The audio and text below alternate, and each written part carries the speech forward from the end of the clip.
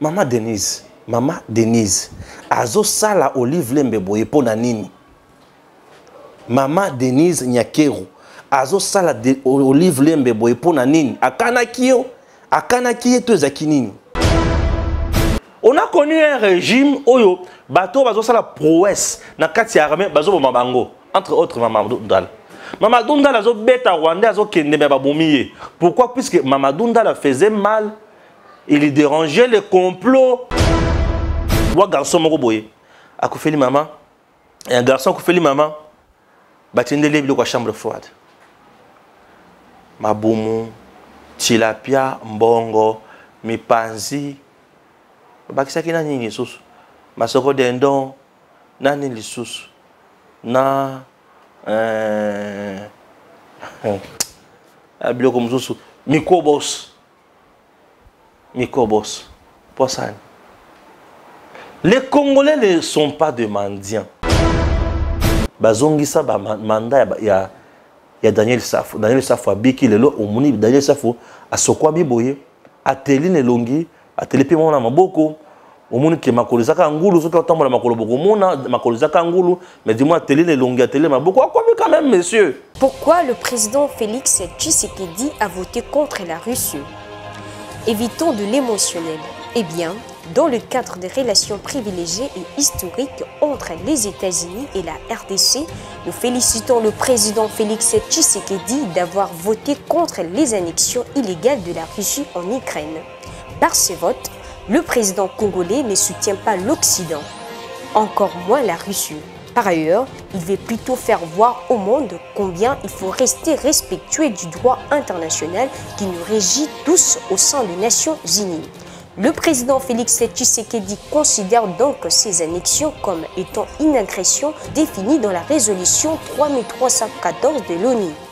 En revanche, par son geste, il interpelle aussi les Occidentaux et surtout tous les membres des Nations Unies ainsi que le Conseil de sécurité à respecter aussi le droit international en votant contre le Rwanda qui viole aussi cette même résolution en se trouvant dans le sol congolais derrière le groupe armé du M23 et en refusant d'appliquer les accords de Nairobi et de Luanda qui exigent de libérer sans condition tous les territoires congolais, surtout celui de Bunagana à l'est du Congo.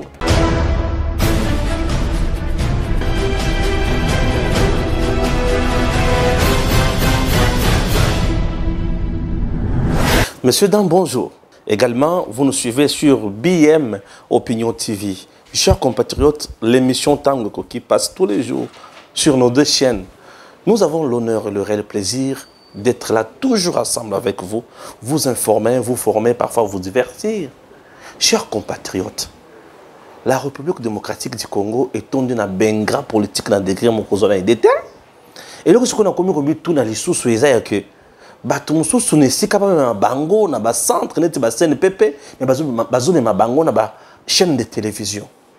Et tant ozo vendre na chaîne de télévision devant la caméra biloko ali ko loba ezo polluer population na kati ya mboka. Et ça fait tellement mal. Et en plus Maman Denise azo sala Olive Lembe boye pona nini? Maman Denise Nyakeru azo sala Olive Lembe boye pona nini? Akana kiyo to ezaki nini? Peuple congolais. Non mais non. Ezalaka boye te. Ah, Maman Denise. OK. Nakoloba nakokanga muno te. Puisque bon, nazoloba nakoloba. Zelango na deuxième partie, Maman Denise, Maman Salim, Olive Lembe ezalaka boye te. Ezalaka boye te. Na komi mitu na soki akanaki. Mais non. Mais non. Je vous dis mais non, mais non. Je commence na Daniel Safo. Daniel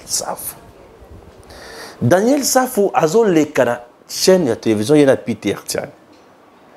Babandi koloba ba osala bemission na bango. Et le quoi liboso Daniel Safo a sali deux péchés. Péché liboso il s'attaque na Patrick Mouyaya. Ko finga Patrick Mouyaya ko dénigrer. Donc kanda ya Daniel Safo mikolonyo so na yeba kata za comme ministre. Siko le ko zo tunanga to un ministre ya Kingunza. Comme un ministre nini. Parce qu'il est d'abord député national par erreur. C'est comme un ministre nini. Pour ça, la nini. Non, quand même, ce n'est pas normal. RDC Zangondo, Anateza, quand même, un pays où ils ont Sengabatouba, ça là, quand même, Mito et ça là. Donc, Bazu Pesa, ministre Daniel Safou. Ah! Donc, quand on a Patrick Mouyaya, as ministre, il y a Bundate, Azalaka Kojuir, et pas à Kabila et qu'on sort, oh là, oh là, oh là. Nani a Pekisakio. Nani a Pekisakio. Daniel Safou ne peut pas critiquer Patrick Mouyaya. Chers compatriotes, sur le plan, il y a un travail, Patrick Mouyaya, faiblesse naïe, point fort naïe, vision naïe. C'est tout à fait logique. Nous pouvons ne pas partager la même vision à Patrick Mouyaya. Mais, Kolukako diminuer Mouninga. Comme qui dirait que Yazo mérité qu'on a ici, Kawanate, Yonde Ozo mérité pour Yo Bunda et consort. C'est injustice là. Et ceux qui ont été en Daniel Safou. Non, non, non, non, non. Et au Pessanga, et Sengona Vanda, n'a rappelé, oui, n'a rappelé. On ne peut pas accepter des choses pareilles. Non, mais c'est horrible. Je ne peux pas accepter ça. Pourquoi? Patrick Mouyaya ne mérite pas d'être ministre Bissikaza. Puisque à Bundité, non, tout le monde a Bundate, tout le monde a joué un rôle de mon côté. À le bien, a joué na Kabila, c'est bien bon. Donc, l'élo Kabila, ça m'a bé pour qui lobby. Kabila, il y a l'élo, à combien malam? C'est ce que Daniel Safou veut nous dire. Non, non, je dis non. Pourquoi? Hier, Safou, fini Kabila, téléméli Kabila, sali marche contre Kabila. Ok, Kabila est parti. Aujourd'hui, Safou est avec Katumbi. Hier, Katumbi était avec Kabila. Katumbi s'est séparé avec Kabila. Et au finish, Katumbi s'est réconcilié avec Kabila. Safou avec Katumbi, Katumbi avec Kabila. Donc Safou est avec qui? Kabila. Alors, il ne faut pas qu'il est à la télévision pour qu'on s'accorde un ministre, pour qu'on il était hier na Kabila. Non, bino tous les lots na Kabila. Yo koutone aux na Kabila les lots. Donc Kabila après avoir détruit Nyonso Yamboka, les lots, toi tu es avec Kabila. Ok. Donc toi aujourd'hui tu es avec Kabila. Donc na point wana moi bozoba ezala mingi mingi. Et au-delà de ça, toi tu es allé même na anniversaire, il y a Jeannette, au Memeleti na Fololo. Oui, Fololo la Kingakati. Donc, tu n'as pas de leçons à donner aux gens. Patrick Mouyaya a fait son travail dans le style. Maintenant, dans le niveau, il y a style à Patrick Mouyaya. Et ça, malamu, na misunanga à 50%. C'est quoi les 50%, je me dis, Patrick Mouyaya est le porte-parole du gouvernement. Ministre et médias, tout les consorts, et Sengeli à mettre en place un plan de communication sur la visibilité du gouvernement.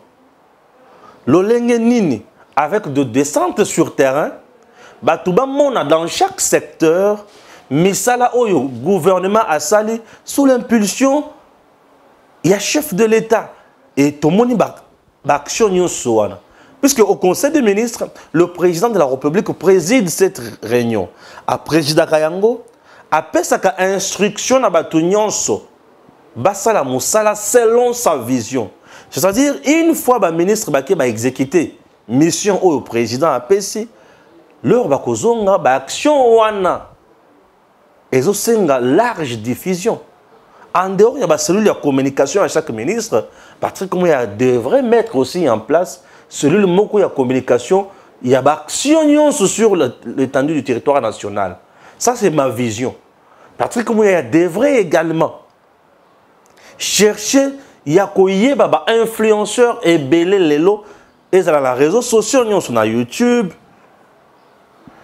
na Facebook, Instagram, ou c'est encore Twitter.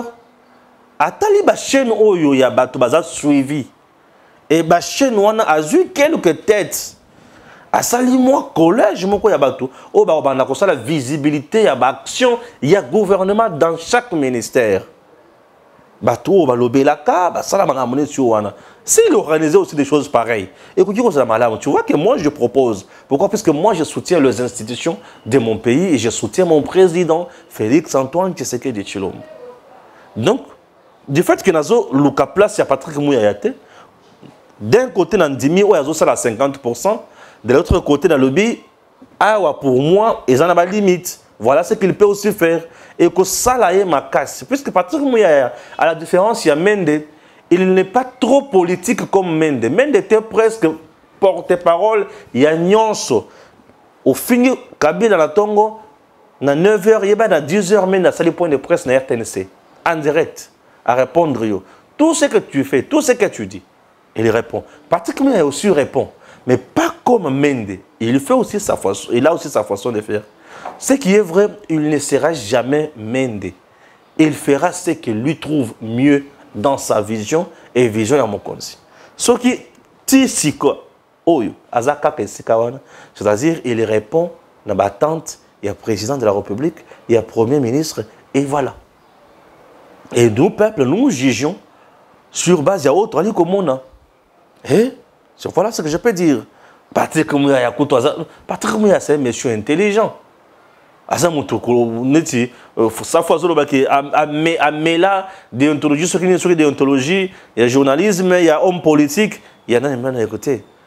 Ceux qui savent à qui déontologie, il y a un homme politique et un homme d'État. Mais la salle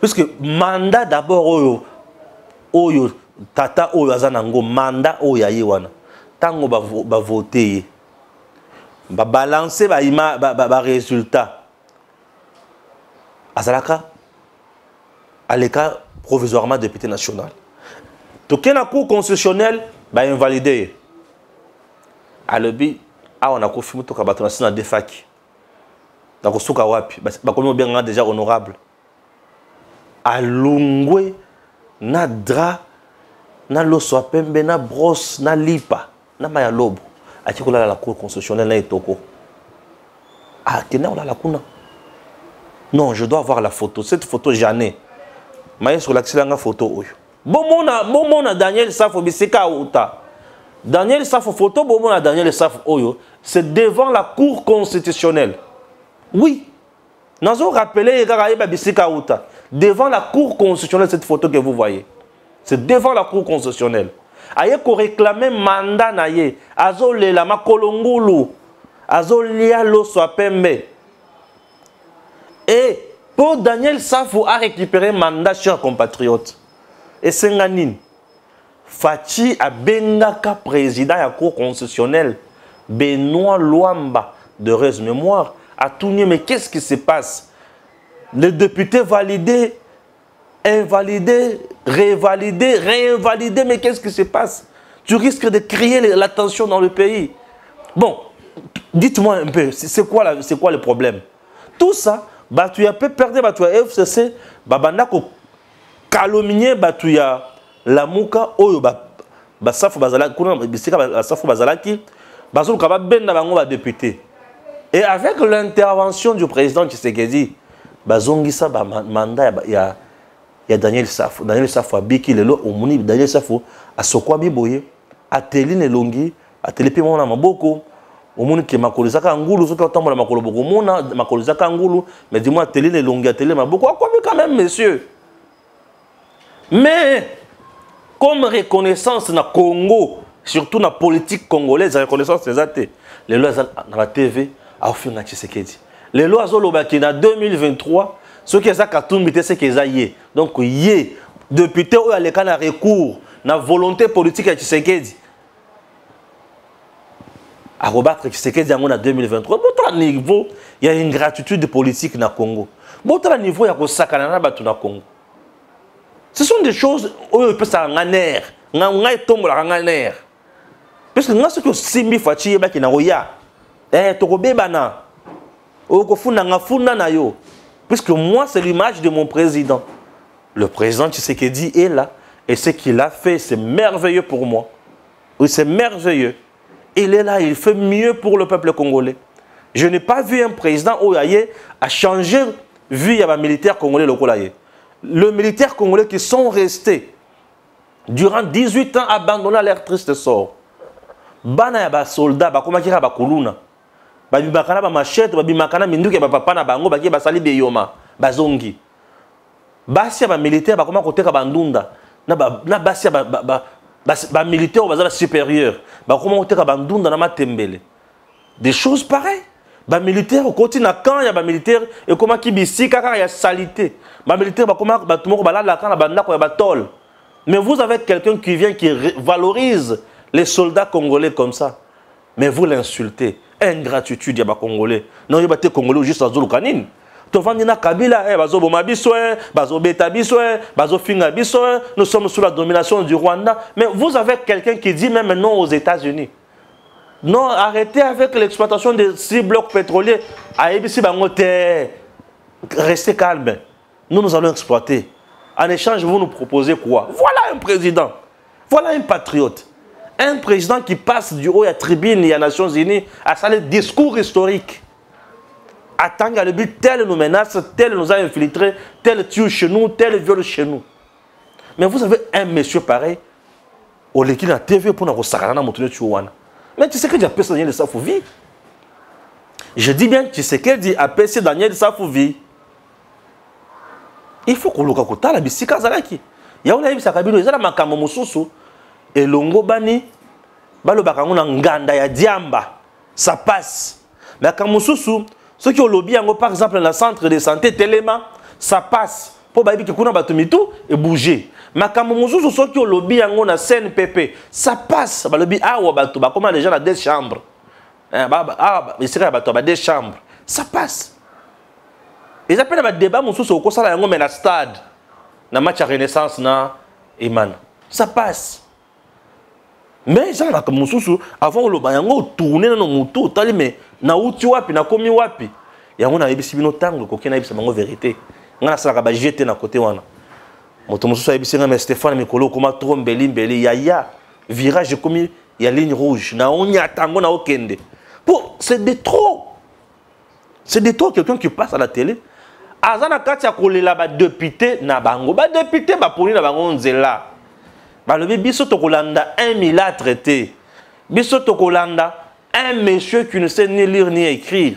Biso to zana posa to landa na biso mutu oyo ba tunyo so ba moni ki azatina. Ba préféré balanda mutu oyo ba moni ki aza mutu ya aza bonheur. Aujourd'hui Katumbi est resté seul. Seul on a ceux qui tant so zakara na yo sa fois za pena nanani Jesus nanani oh ya lingwa laona na Mukebai. Oui, bossa la cop na bino parce que bino botam la kabisi kaka makamozo chol. Donc vous devez comprendre que ce qui m'a proposé ça fou kaka ministère à Kimi Katumbi poisson na nya ko pêcher yo azate. Mais ce pêcher va frette ba mini fretente. Non, on ne pêche pas des mini fretins. Parce que ba mini fretin a koya sala nini bongo ezana muke. Moano. Oya sala nini. Oya sala nini moano. Oya sala nini. Hein? Moano oya sala nini. On ne pêche pas des moineaux, ba mini fretin. Parce que à part na bango ezate à part zala, zala alata somba le pango. Oh écoutez, ezana bato lelo ba somi mapango, balati, ba komi batambuli na mituka po ba komi ba député, po ba komi ba ministre, po ba komi ba conseiller consort. Mais ya bato mususu bazo bastambola jana mapango, basoma déjà mapango, basoma mituka, basa déjà bazama ministre te, bazama conseiller te, bazama député te. Chers Congolais, tovandika boy. Ça fois kita na théâtre ya bitumba kuna nini oh na ye kotala guerre za ndenge nini. Atambola boy makulungulu me papa. Yo makulungulu boy nini. Après ça biso rapport il y a commission sécurité défense au niveau Assemblée nationale. À mon nini maël nini ma pesi pour le gouvernement c'est ça insécurité kuna. Bazaka président Tshisekedi a échoué. Mais tu es dans une grande commission. Au niveau de l'Assemblée nationale, des grandes commissions, des commissions phares, PAJ, politique, administrative et juridique. Grande commission. Boyoki, économico-financière. Mais commission économique financière. Souka la commission. Sécurité et défense. Mais 3-4 commissions, elles ont bon il y a l'Assemblée nationale. Mais tu es là. Mais quand tu passes dans les médias, tu sens vraiment qu'il y a ça vide. Oui, tu penses vraiment qu'il y a ça vide. Tu sais qu'il y a ça, il y a Nini. Dans 3 ans et demi, 3 ans et 10 mois après ou 9 mois après, 3 ans et 9 mois, 3 ans et 9 mois, vous avez un président à salaire record et à budget 14,6 milliards. Oh, et tu as là que ça les matin durant 18 ans. Ah! Non! Vous avez un président à Vandisi armée Sikoyo, à Bimis Bambouma Benyonso, à Kotisi Bambouma Yamalamu, dans 3 ans et 9 mois, Oyo tira la les matins durant 18 ans. Tout le monde a général Oyo. Boyo Kayana Nengaoloba. Ce système, c'est le système que je laisse à mon sens. Où il n'y a pas un chef de département qui est plus important que l'autre, mais où il y a les chefs de département qui travaillent ensemble, en synergie. Et ça, c'est la satisfaction du général Obed. Et partant, la même chose que nous avons travaillé ensemble, main dans la discipline. Ce n'est pas une faveur, messieurs les officiers. C'est une obligation. Faites la même chose au général Chipou, qui est votre nouveau chef. Ainsi, il réussira puisque vous aurez réussi et vous allez réussir. Mon général, nous sommes ouverts à vous. Voilà un peu les mots que j'avais adressés avant que je laisse le bureau à mon successeur. Mais ce que je ne veux pas laisser, c'est ça, c'est pour moi. Donc voilà, que Dieu vous bénisse. Que Dieu bénisse vos familles respectives. Et que Dieu bénisse notre commandant suprême. Je vous remercie. Merci beaucoup, mon général. Je crois que Dieu a fait à ce que nous puissions être ensemble aujourd'hui.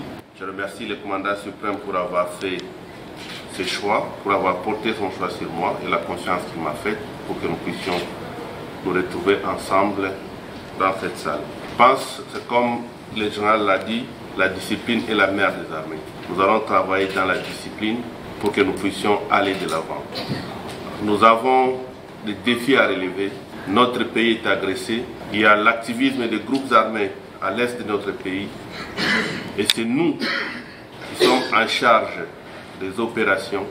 J'espère que par motif de conscience, nous sommes obligés de travailler dur pour aider la nation, pour faire en sorte que l'armée rétablisse l'ordre et la sécurité dans la partie de notre pays qui est touchée. Nous devons beaucoup travailler. La mission est difficile, comme je vous ai dit, mais elle n'est pas impossible. Ensemble, nous pouvons bien faire. Je vais vous demander seulement d'être discipliné et d'être engagé. Je vous remercie. Vous avez un militaire,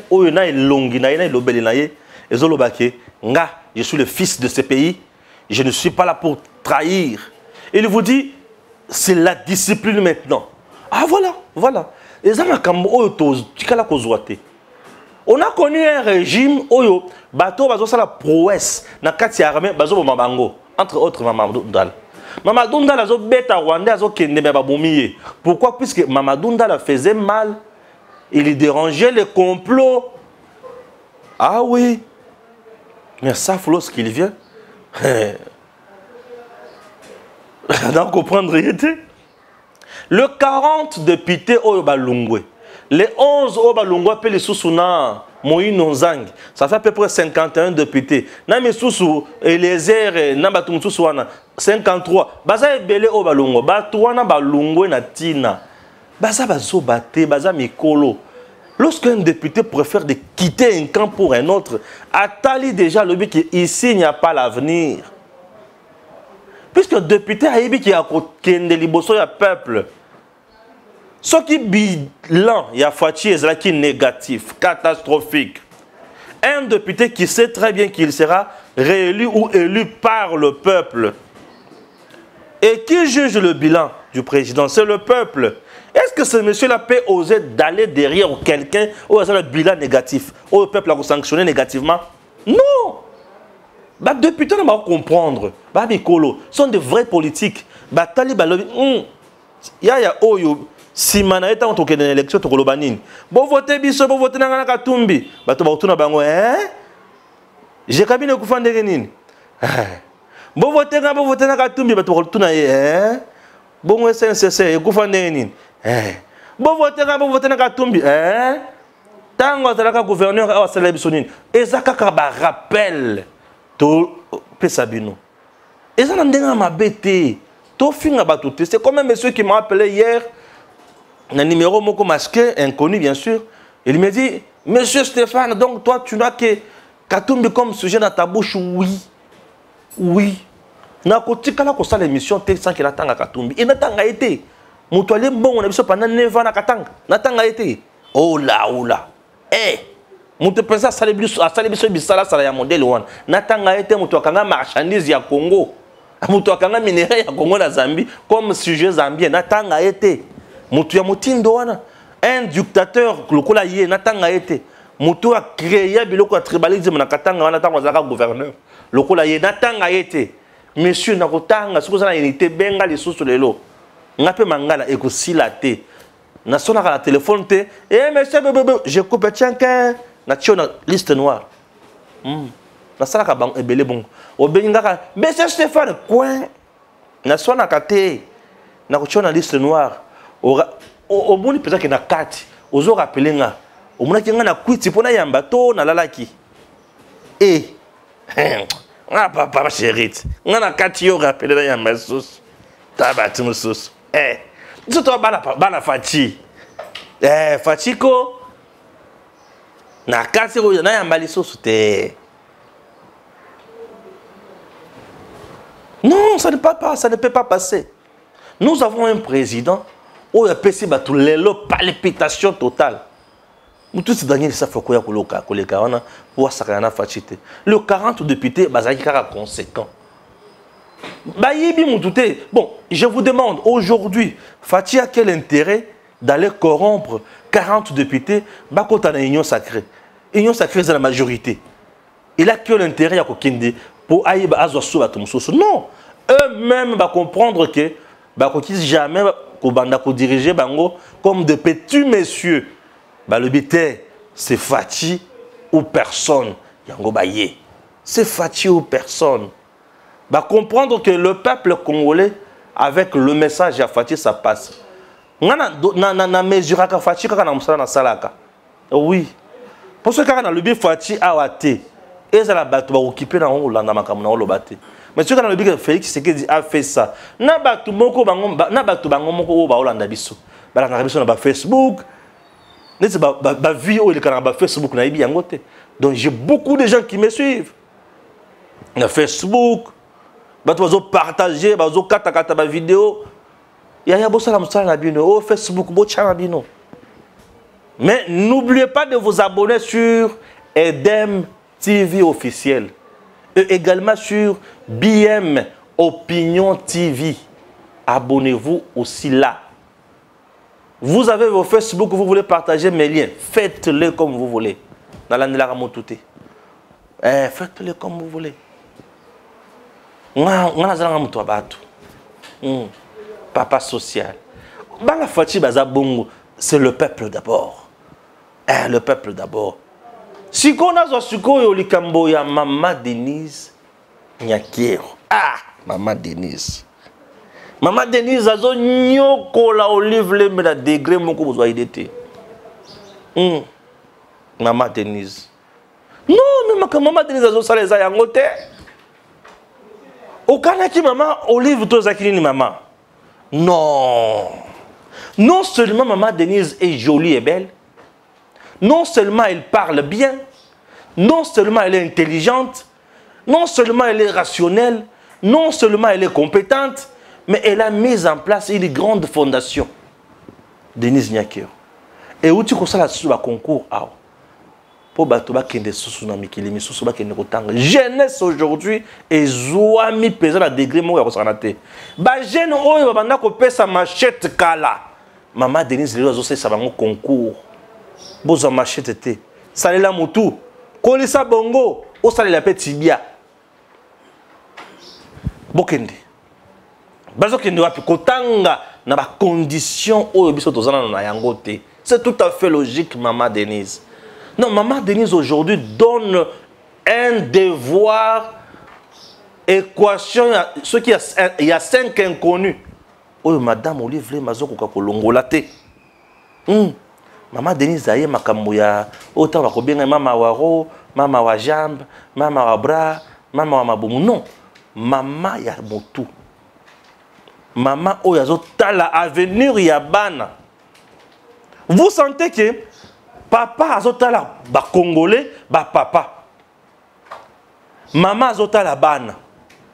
Mais batu so bazalaki papa azotala ba rwandais. Papa azotala ba M23. Maman azotala commerce au juste bo bazaki banani. Papa koto azotala minerai na ba forêt. Ateka ba forêt mabe. Asala ba kinakati mabe. Mais de l'autre côté, vous avez un papa qui dit il faut sécuriser tel coin, il faut comment ça salaire et abatou. Mais quand on dit papa, bolia salaire wana, bozo ba carte visa. T'as la différence. T'as la différence. Quand on papa lobby le peuple d'abord, qu'on a lobby gabégie financière. Quand on papa lobby état de droit, qu'on a lobby dictature. Quand on maman lobby excellence comme bourse. Kuna lobi mama waro, mama wa jambe, mama ya cœur, mama mepende, mama ba théâtre, mama ekunda ebembe. Vous voyez un peu des choses compliquées. De l'autre côté, Maman Denise vous dit allez prendre soin de cicatrices pour beaucoup fâter. Je n'ai pas besoin de vous enterrer. Il y a le BT, beaucoup fana na koya kokunda bino. Ndebo moni, mwana mokombali mwana garçon moko boye. A Koufeli maman, et un garçon Koufeli maman, batinde les biloko chambre froide. Maboumou, tilapia, mbongo, mipanzi, bakisaki na nini susu, masoko dendon, na nini susu, na biloko msusu, mikobos,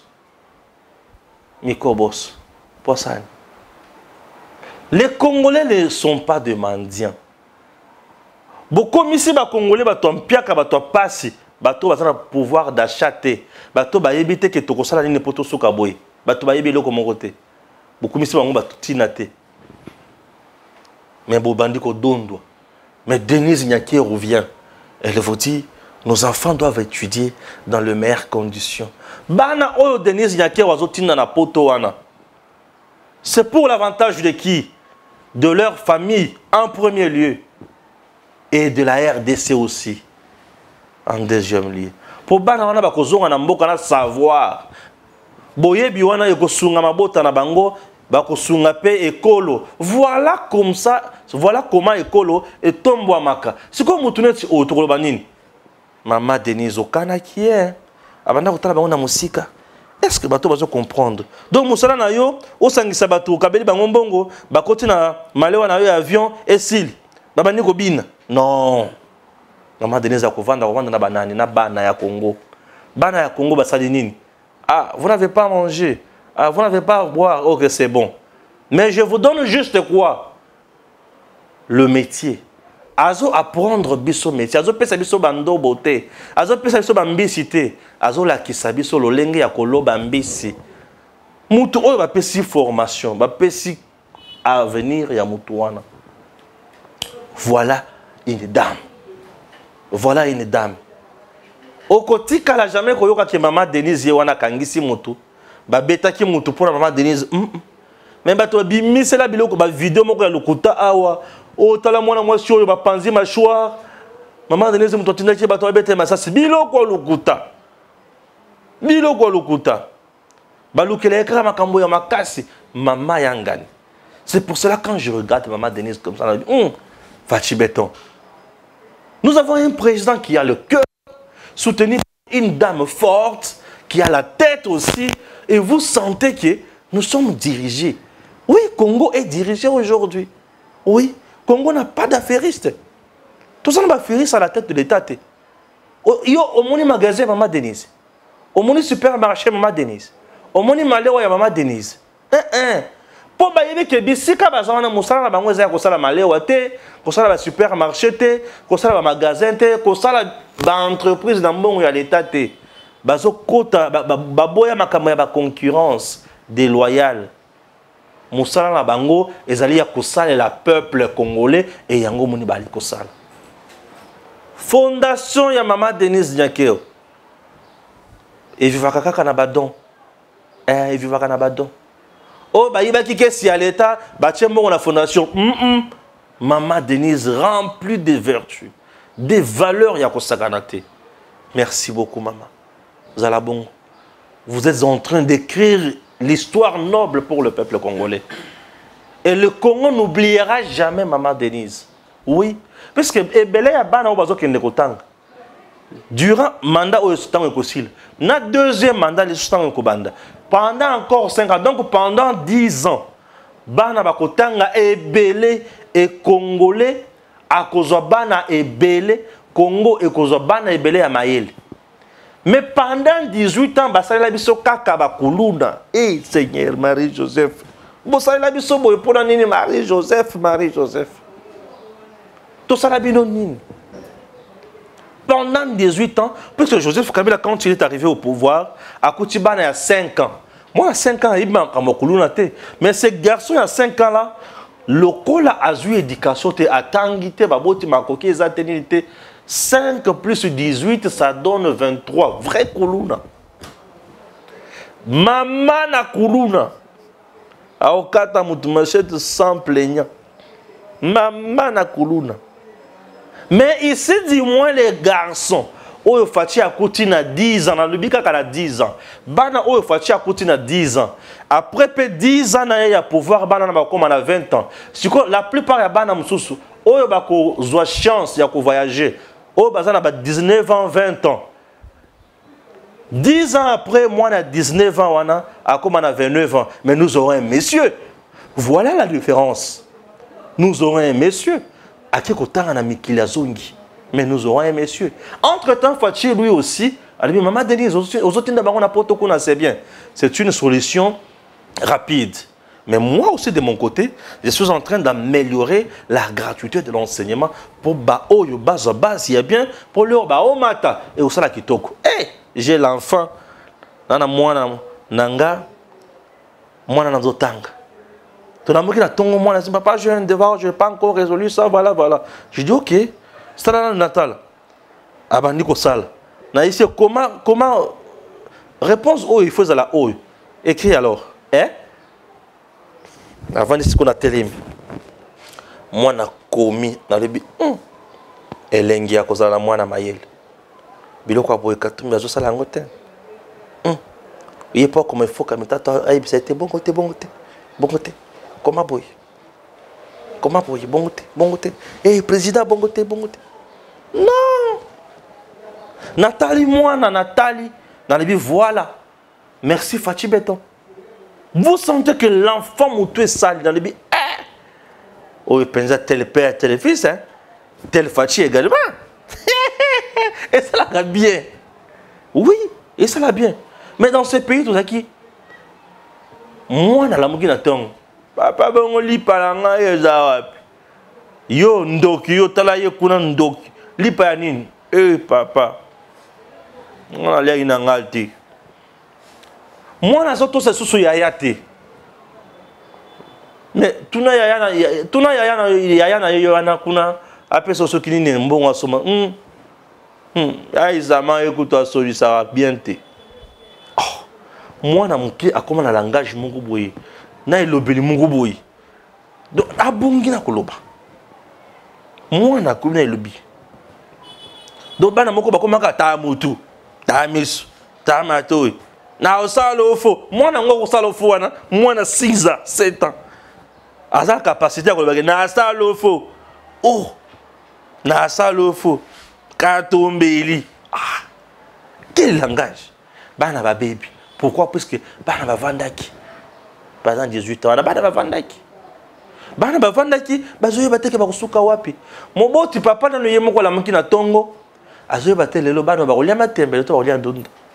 Maman qui na coin kuna masolo maman comme ka muto tongo tongo na coin masolo na masolo et le ça les athées papa qui robeta libanga na entreprise ya ba chinois o basala ka boudin kuna basala ka nini ba kat ba ju ba soso ba longoli misuni nyonso na soso batika mikuwa papa le mikuwa na robaka ngote po ezala mo misuni mike azu yango ya na parler ba ben yango mikuwa boss atia na matembele bana bazola matembele mena bula soso solo ya mikuwa ya soso ekoti na matembele siko esali ke Monique Nemutu azaka na mbongo na ye abimakana banani na ba politicien papa aza incapable ya kosomba na sucré ya 1500 francs mais moi naza na iPhone dernière génération azu wapi yaya na potote noko na potote mama leki na potote mama na potote yeko ateka kapete